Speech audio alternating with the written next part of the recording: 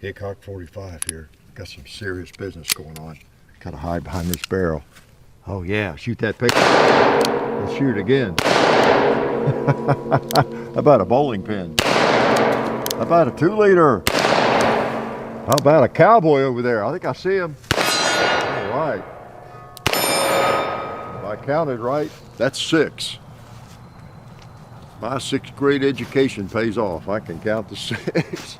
Welcome aboard for chapter 2 with my beautiful Python. This is the 1981 vintage 6-inch blue. You know about it if you've been around. If not, get back and look at the first video. I will link to it in the description or a pinned comment. Okay, and yeah, you may not be in love with a Colt Python, but you cannot deny just how cool they are, how cool they look, and shoot, really. You know, I prefer a Smith grip, but they're not bad.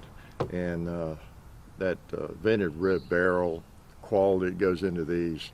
Yeah, it's hard to deny it, even though they're priced on some crazy, planet level. But they're really nice. I'm so glad to have one back.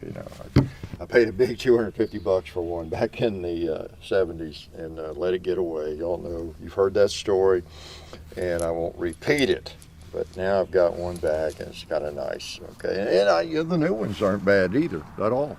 If I was going to shoot one, a great deal, I definitely would get a new one. I think because they're nice. They don't have a key lock or anything. They got that QR code, kind of weird, but they're very slick action, nice trigger. They fixed whatever little thing they had to do originally, and apparently, and they're a really nice revolver. They're not a vintage Python, but they're nice, I think. So, but I don't know. I don't need to run thousands of rounds through a Python, and if they're a little more sensitive, timing wise, it's probably not going to surface with me. Knock on wood. But I am going to shoot this and just enjoy it occasionally, like today, while you're here, okay? And I want to thank for this ammo. Now, those were some hand loads I started out with. Helps us out, mostly to you all. And I'm going to shoot again. Let's go ahead and take care of the watermelon, you want me to? End the suspense. Not save it for last like we often do. Now, I don't know if it'll do that much to it, but it might. You never know about a watermelon. You don't. Here's what we're shooting at it. 158 grain Hydra Shock, okay? Personal defense. So I don't know if these are absolute barn burners, but they do 158 grains. Muzzle is 1250, okay? Feet per second, all right? So that at least gets attention, I do think. All right, let's not hit the steel behind it, and let's put one on it. What if I miss it? All right. We shocked the Hydra in that melon. I do believe we did. Let's shock the Hydra in that 2-liter right there that's faded out. All right. Oh, I got a bowling pin behind it. Wow. Well, anything else we need to shock with the Hydra? Shock. Bowling pin. Chew it up some more.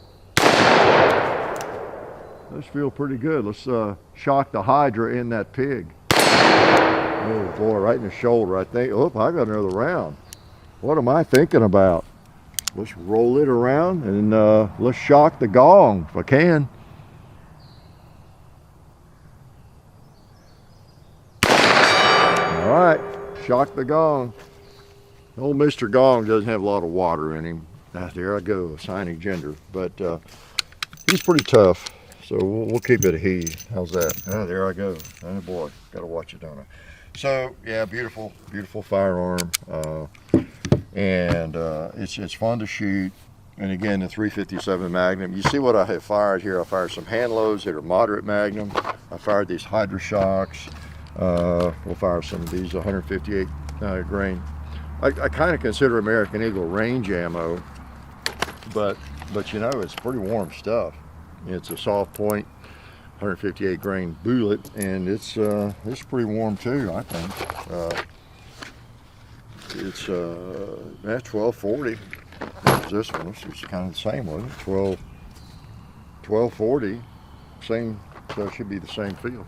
Okay, just a different bullet in the Hydra shock than the soft point like this.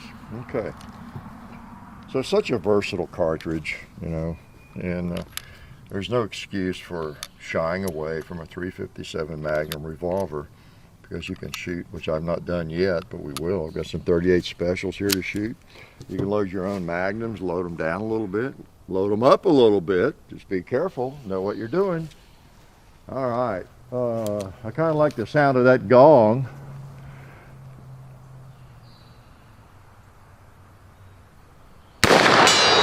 Yeah, see if I can hit that turkey over there, hanging. All right, I believe I hit it. Let's try that red plate on the left.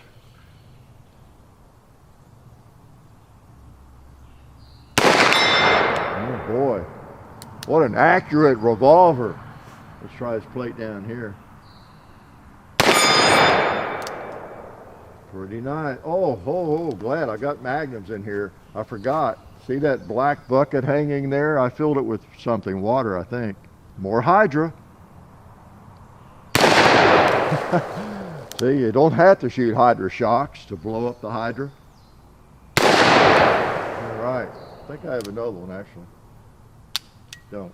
I'm going to save it for the cowboy. Yes, very accurate revolver. Otherwise, I would never have hit, I think I hit the turkey. I would never hit the red plate if it were not such an accurate revolver. Yeah. I like to dig y'all, not you all, but some people, often about accuracy, don't I?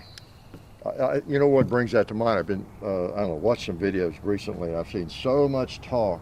I'll go 38 special. So much talk about how accurate certain pistols are.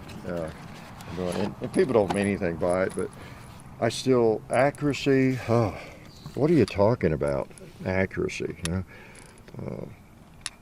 Accuracy, it comes down to the nut behind the wheel. It's almost like me talking about the accuracy of one basketball versus another one, you know? This basketball, you take 3 basketballs that are made by 3 different companies, but they're all the official weight of a college or NBA basketball, and they're same size, same weight, even have a similar grip, you know, and everything, tread on them and all that, same kind of feel. But I don't know, maybe someone quality controls a little bit better at one of the companies, just slightly, and one of them is more round, more spherical or whatever, just by 1 degree or something, you know. So is that basketball less accurate? I have a feeling Michael Jordan could outshoot me with any of them. What's his name out at the Warriors, place for the Warriors, it hits all the 3-pointers. So what I'm saying is, with my worst revolver, you know, if I can hold it steady, I should be able to hit anything out here, right? And with my most accurate, if I'm not steady, I can easily miss. Okay, see our video called accuracy. Now these are going to really kick. I'll show you what I mean. See the cowboy? 38 special.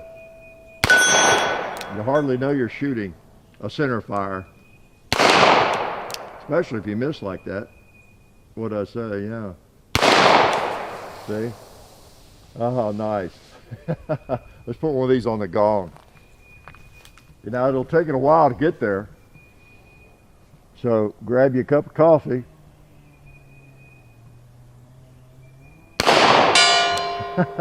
What'd I tell you? Oh, we have another one to put on the gong.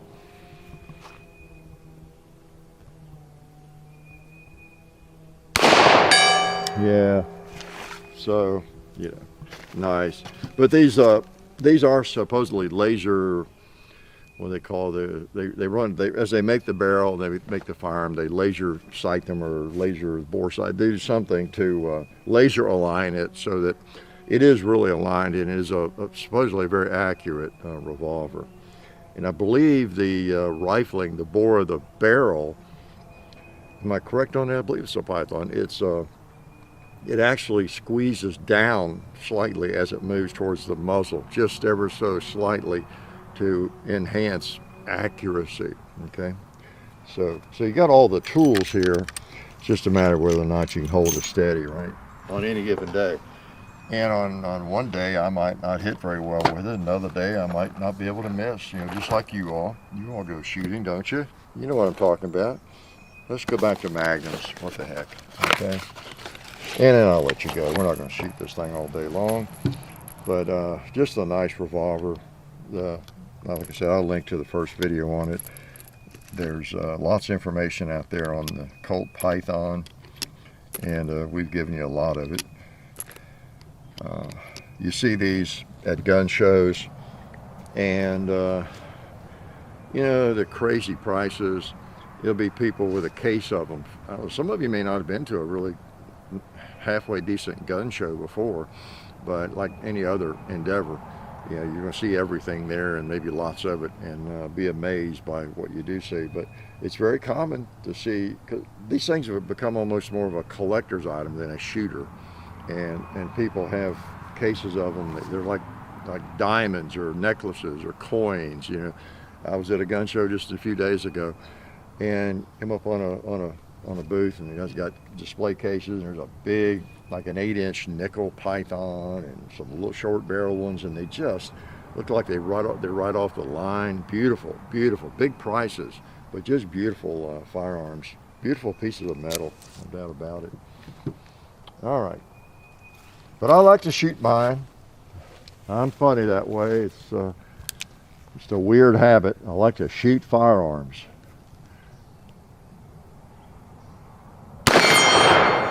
Just almost as if that's what they're designed for, you know. Boy, a lot of flash blast. Yeah. Let's go double action on the pig. Boom. Let's go double action on the gong. See if we can hit him double action.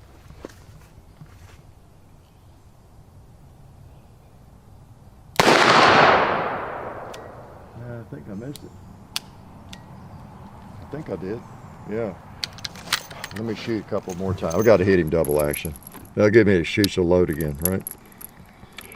And we do really appreciate y'all coming around and supporting the people that support us and suffering through these long-winded videos. All right, double action.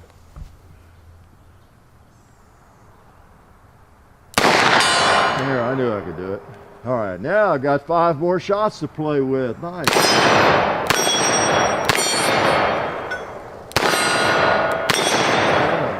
Gave me a shoot to shoot some more, didn't it? So, see those empties? Aren't they beautiful too?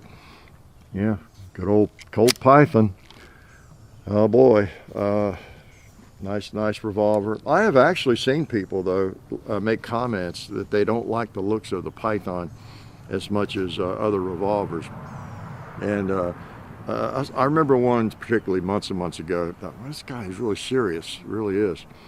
And it's hard to imagine, because they you know, I think most people just love the looks of them. I do. The balance and everything about them, the finish. They're just, even if you don't like them, you don't want one, you don't like the feel of it, you don't like the way they shoot or anything like that, they most people would agree, at least shooters, that they are a beautiful piece of iron and wood, no doubt about that. So anyway, the Colt Python 357 Magnum, kind of a counterpart to the L-frame Smith & Wesson. It's kind of the size of it and the weight, and just a beautiful revolver. And this is not really a review, just second chapter 2, when to bring it out and shoot it some more. But I just feel better about bringing it out and shooting it some more if you all are here with me. So I really appreciate the company. Life is good. Oh yeah, that's better. This is a great gun for defense. Oh hey, didn't see you guys there. While I've got you here, I want to remind you of our friends over at Talon Grips and Ballistol. Talon Grips makes grips, can you believe it, for all different types of firearms. You can get rough texture or more of a rubberized texture. It just sticks right on there. You know, really affordable, really cool option to improve the grip for your handguns or rifles. So please check them out at talongungrips.com. You'll be glad you did. And also Ballistol. Dad has been using Ballistol for many years. It's a cleaner and a lubricant, and it's non-toxic. It works really great, and we're happy to have them on board since it's been a part of our shooting endeavor for a very long time. So go to ballistall.com, talongungrips.com, and also while you're out there, I'm juggling all these things here. Also, while you're on the internet, please do check out our other social media like Hickok 45 on Facebook. There's also Hickok 45 on Twitter, The Real Hickok 45 on Instagram. There's a John_Hickok 45 on Instagram where I do some things. There's hickok45.com. You can find us also on Gunstreamer. So check out all that stuff and then watch more videos.